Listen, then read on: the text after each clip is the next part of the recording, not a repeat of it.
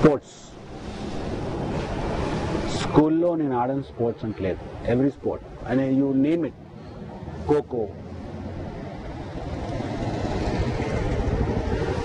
Kabaddi, cricket,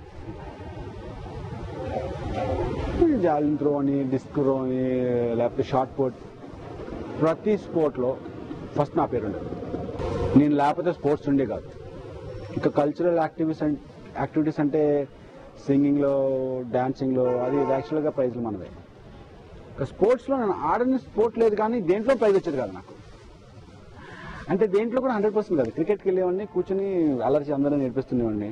లేకపోతే sports మా పీడితో గొడవ అయితే అవన్నీ క్రికెట్కి దాచేయడం, వాలీబాల్ ఆడుతున్న వాలీబాల్ దాచేయడం, ఇవన్నీ అల్లరి చేయడం తప్ప was not serious about sports. నాకు ఇష్టమే ఉండదు. కానీ స్కూల్ ఎగ్గొట్టి గ్రౌండ్లో కూర్చోవడం ఇష్టం అన్నమాట. సో అందుకని వెళ్ళి స్పోర్ట్స్ కూర్చునేవాడిని. స్పోర్ట్స్ చిన్న పెద్ద ఇంట్రెస్ట్ అది. అందుకే ఇప్పుడు కూడా స్టార్ క్రికెట్ అని నాను. ఎందుకంటే నాకు I'm not interested at least on in this age. ఇప్పుడు అసలు వేస్ట్. ఇంకా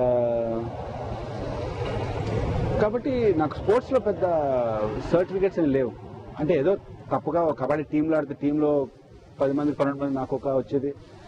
క్రికెట్ టీంలో అనుకోకుండా ఫస్ట్ వస్తే క్రికెట్ టీంలో అందరితో నాకు సర్టిఫికేట్ వచ్చేది తప్ప నాకంటూ ప్రత్యేకించి సూపర్ బౌలర్ లేకపోతే కబడ్డీలో ఖోఖోలో మంచి అని ప్రత్యేకించి నాకు ఏమి ఉండేది కాదు. పెద్ద ఇంట్రెస్ట్ ఉండేది కాదు స్పోర్ట్స్లో.